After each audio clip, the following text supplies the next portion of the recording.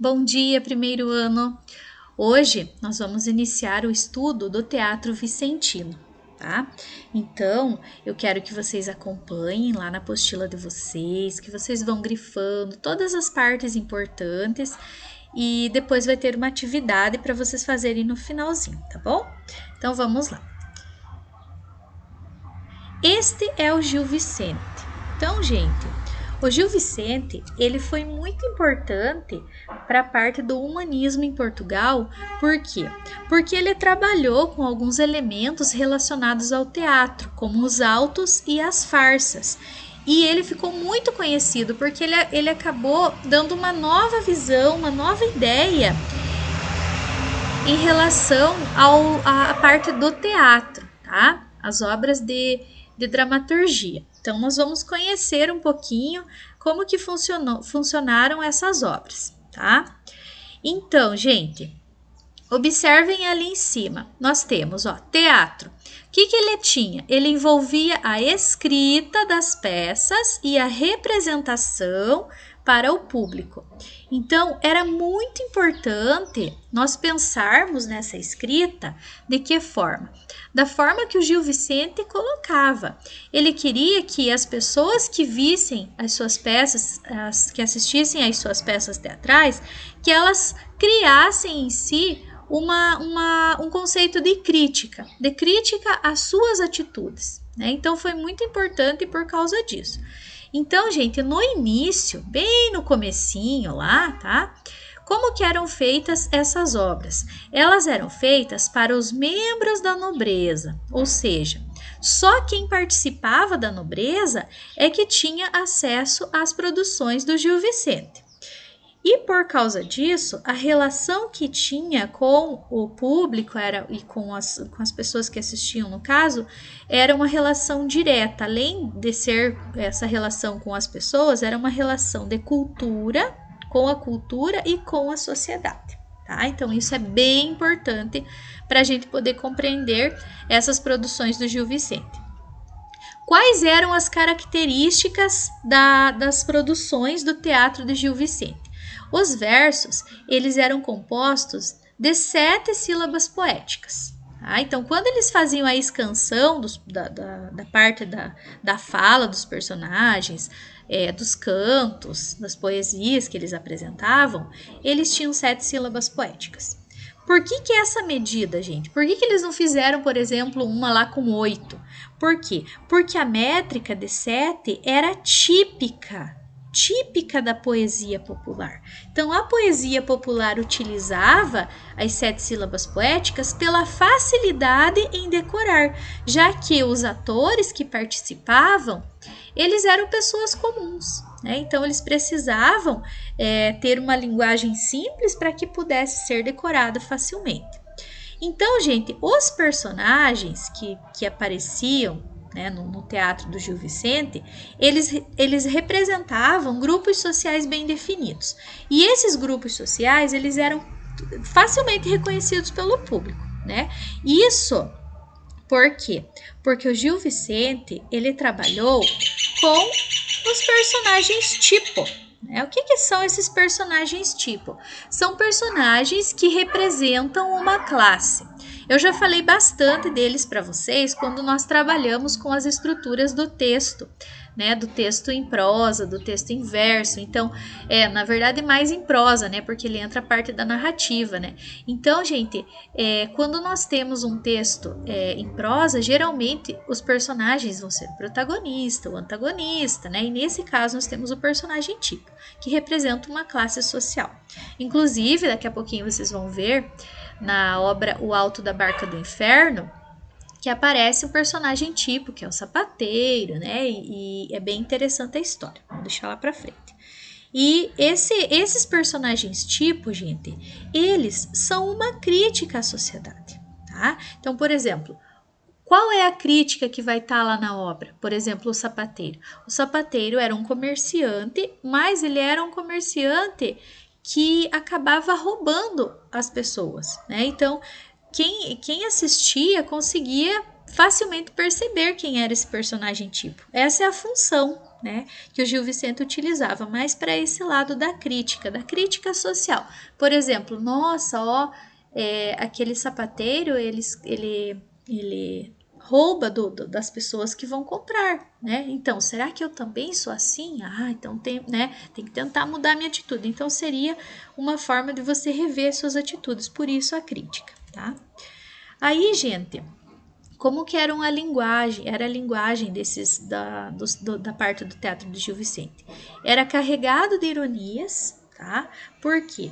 Porque era a linguagem popular, né? Então, a linguagem popular, cheia de ironias, era bem entendida pelo público, tá? Os temas que nós tínhamos, que nós utilizávamos, né? A parte da temática, ela estava como? Ela tinha cunho religioso. O que significa isso? Significa que eles precisavam colocar isso porque para que as peças elas tivessem um caráter de moralização, né?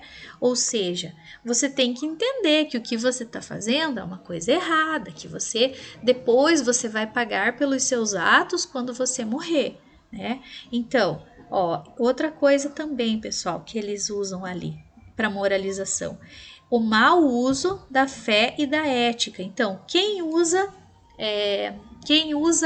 a fé, por exemplo, usou da má fé para fazer isso com a pessoa. Então, também tinha esse caráter de moralização. Então, essas críticas, gente, elas eram tanto para moralização de pessoas, eles não estavam nunca voltados às instituições. Ou seja, as instituições não erram, quem erra é a pessoa, tá? Ele trouxe também, o Gil Vicente, ele trouxe inovação da linguagem teatral. Ele respeitava a tradição, essa visão moralista também, que eu já falei para vocês, que foi bem importante, e é a visão moralista da vida social, né, da vida das pessoas, da sociedade de um modo geral. Gente, então aqui nós entramos nas duas formas de teatro que o Gil Vicente fazia lá nas suas obras. Eram os autos e as farsas, né? Então, o que eram os hábitos? Eram encenações de passagens bíblicas. E, assim, como o conteúdo que eles utilizavam era moralizante, ou seja, para as pessoas pensarem em suas atitudes, né? Então, geralmente os temas eles eram os assuntos religiosos ou profanos, que eram representados no início, bem no comecinho, quando ele iniciou essa parte dos autos, dentro da igreja. Depois, como ficou pequeno o espaço, passou para a porta de entrada, né, a porta de entrada das igrejas, e por fim no pátio. Então, quando que eles se reuniam? Eles se reuniam em festividades colocadas pela igreja. Então, por exemplo, no Natal, na Páscoa, né, nas feiras, assim, que ganhavam uma quantidade maior de pessoas, eles acabavam fazendo essas representações, tá? Tanto que no Alto da Barca do Inferno, vocês vão perceber depois, o quão é importante e interessante essa parte da moralização. Então, você assistiu o auto, você percebeu, nossa, eu não estou agindo conforme Deus colocou que eu preciso agir, então eu preciso mudar as minhas atitudes, né? Então era um caráter moralizante. Já as farsas, elas tratavam o quê? Era um retrato, e esse retrato era um retrato vivo da sociedade. Os personagens eram facilmente reconhecidos, né? Então as pessoas reconheciam os personagens rapidamente, por quê? Porque eles representavam pessoas comuns, pessoas que eram conhecidas pelo público.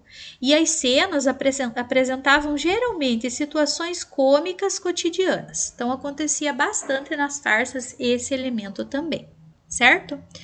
Gente, então eu vou colocar para vocês agora um videozinho para vocês compreenderem melhor como que é essa história do Alto da Barca do Inferno. Alto da Barca do Inferno, obra de Gil Vicente que consegue se mostrar contemporânea. Ele retrata a sociedade portuguesa do século XVI e ao mesmo tempo possui temas atuais, como uma boa sátira à sociedade. Foi escrita em 1517 e o cenário desta obra é um porto onde se encontram duas barcas. Uma leva ao inferno e a outra ao paraíso, uma guiada por um diabo e a outra por um anjo, e sendo da decisão deles quem entra ou não em suas barcas. Primeiro vem o fidalgo, que chega à embarcação do inferno e pergunta onde ela leva, e ao ouvir que era para o inferno, justifica que é uma terra desagradável e que em vida tinha quem rezasse por ele. Assim se encaminha para a barca do paraíso. Chega anunciando sua embarcação, mas o anjo lhe proíbe a entrada, afirmando que a tirania não entrava ali. O fidalgo então volta ao diabo e embarca para o inferno. O próximo personagem é o onzeneiro, uma espécie de agiota da época. Ele tenta convencer o anjo a deixá-lo ir para o paraíso, mas o pedido é negado, pois ele foi ganancioso e avarento. Ele tenta subornar o diabo e diz que quer voltar para pegar toda a sua riqueza acumulada. Porém, o pedido é negado e ele entra na barca do inferno. Depois, chega o parvo. Feitas as apresentações, descobre que a tal barca leva ao inferno e se caminha para a barca seguinte, onde o anjo com ele conversa. Ele aceita levar o parvo, mas pede-lhe que espere para ver se não há mais ninguém que possa ir com eles. A próxima alma a chegar é a do sapateiro, que chega com todos os seus instrumentos de trabalho.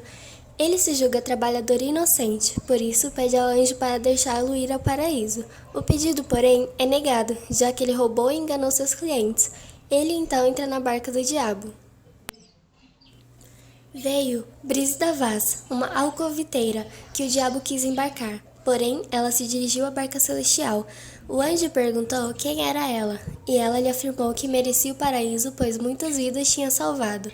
No entanto, o anjo sabia que ela não pertencia àquela barca, e assim ela voltou e embarcou na barca do inferno.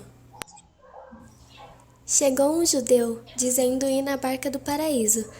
E enquanto ele conversava com o diabo, o parvo apareceu, dizendo como o judeu era mau.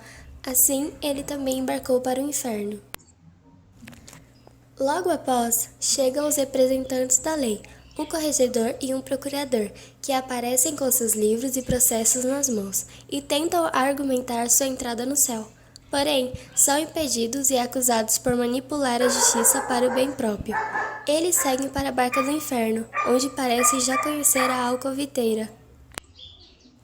Os últimos a chegarem são 4 cavaleiros que lutaram e morreram defendendo o cristianismo, por isso são perdoados de seus pecados e seguem para a barca do anjo. Então, gente, esse foi, o resuminho para vocês conhecerem um pouquinho sobre esse auto, que tem caráter moralizante, A segunda produção que nós temos do Gil Vicente é a farsa de Inês Pereira, fora as outras farsas que também tem. Então, a gente vai ver um pouquinho sobre ela também.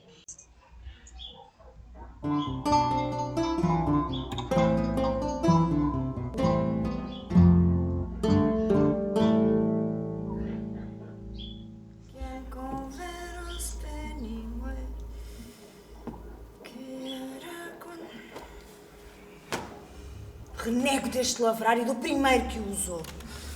Oh, diabo, que eu dou, que tão mau é de aturar. Logo eu adivinhei lá na missa onde estava, como a minha Inês lavrava, a tarefa que lhe eu dei. Acaba esse travesseiro. Oi, nasceu-te algum dinheiro ou cuidas que é dia santo? Jesus, que meu encomendo! Quanta coisa que se faz! Leonor Vaz, que é isso? Tenho eu uma na amarela. Mais ruiva que uma panela. Não sei se me vai ao rei, se me vai ao cardeal. Nem me valia rogar, nem me valia chamar. Que de Vasco de Foz, acudi-me como sois. Que de Vasco de Foz, acudi-me como sois. Em nome do anjo Bento, eu vos trago um casamento. Como vos chamam, amigo? Eu, Pedro Marcos, me digo, como meu pai, que Deus tem, faleceu. Cuide que lhe trago aqui. Peras. Da minha Pereira. Onde estar na derradeira tenda, ora Inês Peri. E isso é de ter na mão. Deitai os pés no chão. Pero Marcos foi-se já? Para que era ele aqui? E não te agrada ele a ti? Vá-se meter a má. O marido que quereis, de viola e dessa sorte, não no há senão na corte, que cá não no achareis.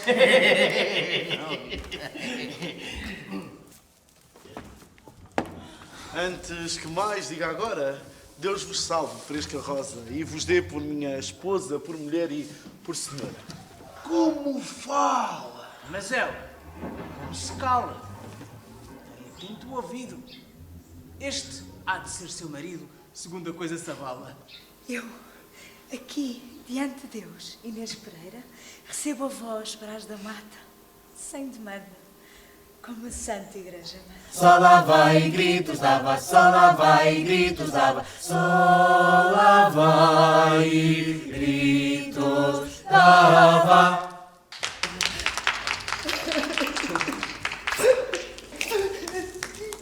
Alla dorina de un niño, la gasta te pilla el niño, palecero la aguedito, en el alma.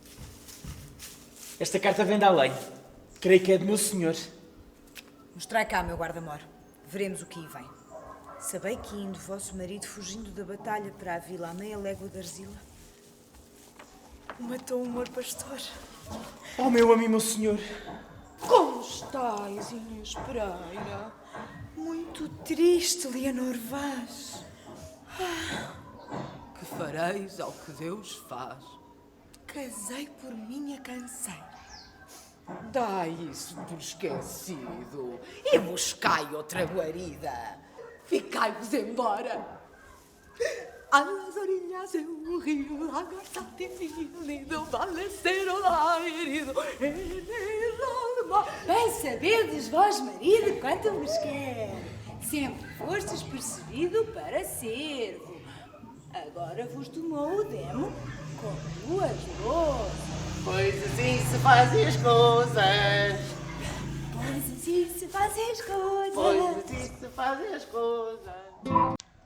Então, gente, vocês puderam perceber ali um pouquinho, né, sobre esse teatrinho ali da farsa de Inês Pereira, né?